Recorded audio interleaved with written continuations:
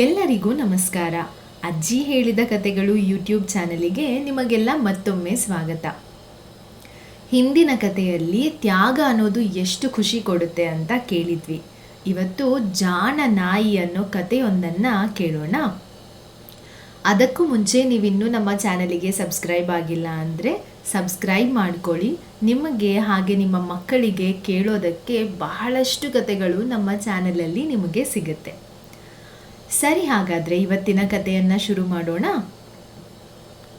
ಒಬ್ಬ ಶ್ರೀಮಂತ ತನ್ನ ನಾಯಿಯನ್ನು ಕರ್ಕೊಂಡು ಆಫ್ರಿಕಾದಲ್ಲಿ ಸಫಾರಿಗೆ ಅಂತ ಹೋಗಿದ್ದ.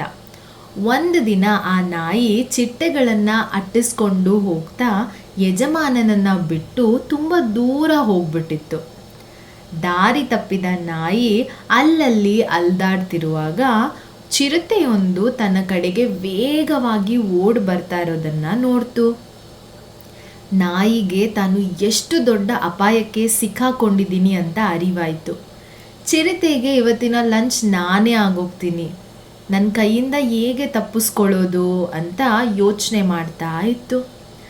ನಾಯಿ ಅಲ್ಲೇ ಬಿದ್ದಿದ್ದ ಒಂದಷ್ಟು ಮೂಳೆಗಳ ರಾಶಿಯನ್ನು ನೋಡ್ತು. ತಕ್ಷಣ ಅದಕ್ಕೊಂದು ಉಪಾಯ ಹೊಳಿತು. ಕೂಡಲೇ ಚಿರತೆ ಕಡೆ ಬೆನ್ನು ಮಾಡಿ ಕೂತ್ಕೊಂಡು ಒಂದು ಮೂಳೆಯನ್ನು ಚೂರನ್ನು ತಗೊಂಡು ಬಾಯಲ್ಲಿ ಹಾಕ್ಕೊಂಡು ತಿನ್ನೋಕೆ ಶುರು ಮಾಡ್ತು.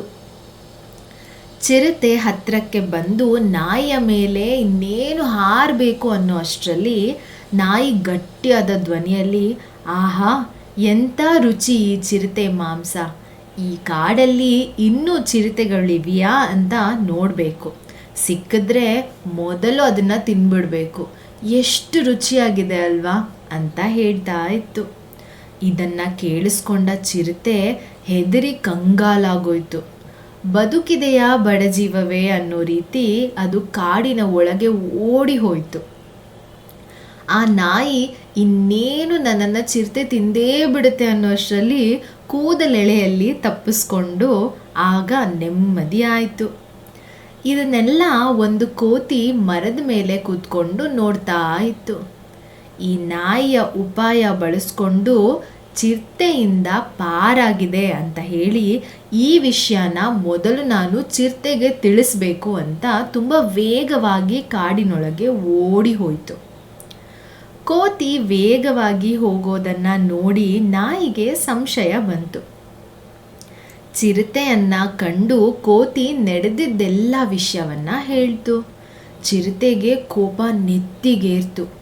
ಕೇವಲ ಒಂದು ನಾಯಿ ನನ್ನನ್ನು ಮುಟ್ಟಾಳನನ್ನಾಗಿ ಮಾಡ್ತಾ ಅಂತ ಅದಕ್ಕೆ ಅವಮಾನ ಆಗಿ ರಕ್ತ ಕುದಿಯೋಕೆ ಶುರು ಆಯಿತು. ಅದು ಕೋತಿಗೆ ಗೆಳೆಯ ಆಗಿತ್ತು. ಆಗ ಗೆಳೆಯ, ನನ್ನ ಬೆನ್ನ ಮೇಲೆ ಕೂತ್ಕೋ, ಈಗ ನೋಡು ಏನಾಗುತ್ತೆ ಅಂತ ಸವಾಲು ಹಾಕಿ ಕೋತಿ ಜೊತೆಗೆ ಅದು ಚಿರತೆ ನಾಯಿ ಹತ್ರ ಬಂತು. ಈಗೇನು ಮಾಡೋದು ಅಂತ ಯೋಚಿಸ್ತಾ ಇದ್ದ ನಾಯಿ ಓಡೋಗೋದ್ರಿಂದ ಏನೂ ಪ್ರಯೋಜನ ಇಲ್ಲ, ಆದರೆ ಏನಾದರೂ ಒಂದು ಉಪಾಯ ಮಾಡಿ ನಾನು ಈ ಸಂಕಷ್ಟದಿಂದ ಪಾರಾಗಬೇಕು ಅಂತ ಯೋಚನೆ ಮಾಡ್ತು. ಚಿರತೆ ಗಮನಿಸೋ ಹಾಗೆ ಅದು ಒಂದು ಕಡೆ ಬೆನ್ನು ಮಾಡಿ ಚಿರತೆಗೆ ಕೂತ್ಕೊಂತು. ಎಷ್ಟೊತ್ತಾಯಿತು ಈ ಕೋತಿನ ಕಳಿಸಿ, ಚಿರತೆನ ಕರ್ಕೊಂಡು ಬಾ ಅಂತ ಹೇಳಿದೆ, ಆದರೆ ಇನ್ನೂ ಬರಲಿಲ್ವಲ್ಲ ಅಂತ ಗಟ್ಟಿ ಧ್ವನಿಯಲ್ಲಿ ಹೇಳೋಕ್ಕೆ ಶುರು ಮಾಡ್ತು. ಚಿರತೆ ಮತ್ತು ಕೋತಿ ಬಂದ ದಾರಿಗೆ ಸುಂಕನೇ ಇಲ್ಲ ಅಂತ ಆ ಮಾತನ್ನು ಕೇಳಿಸ್ಕೊಂಡು ಓಡಿ ಹೋಯಿತು. ಇದಾಗಿತ್ತು ಇವತ್ತಿನ ನಮ್ಮ ಬಹಳ ಬುದ್ಧಿವಂತ ನಾಯಿಯ ಒಂದು ಕತೆ. ಈ ಕತೆ ನಿಮಗೆಲ್ಲ ಇಷ್ಟ ಆಯಿತು ಅಂತ ಭಾವಿಸ್ತೀನಿ. ಇದೇ ರೀತಿ ಬಹಳಷ್ಟು ಕತೆಗಳನ್ನು ಕೇಳೋದಕ್ಕೆ ನಮ್ಮ ಚಾನಲಿಗೆ ಸಬ್ಸ್ಕ್ರೈಬ್ ಆಗಿ. ಹಾಗೆ ಈ ಕತೆ ಬಗ್ಗೆ ನಿಮ್ಮ ಅಭಿಪ್ರಾಯವನ್ನು ಕೂಡ ಕಮೆಂಟ್ ಬಾಕ್ಸ್ ಮೂಲಕ ನಮಗೆ ತಿಳಿಸಿ. ಮುಂದಿನ ಕತೆಯೊಂದಿಗೆ ಮತ್ತೆ ಭೇಟಿಯಾಗೋಣ. ಅಲ್ಲಿ ತನಕ ಕತೆಗಳನ್ನು ಕೇಳ್ತಾ ಇರಿ, ಎಂಜಾಯ್ ಮಾಡಿ. ಧನ್ಯವಾದಗಳು.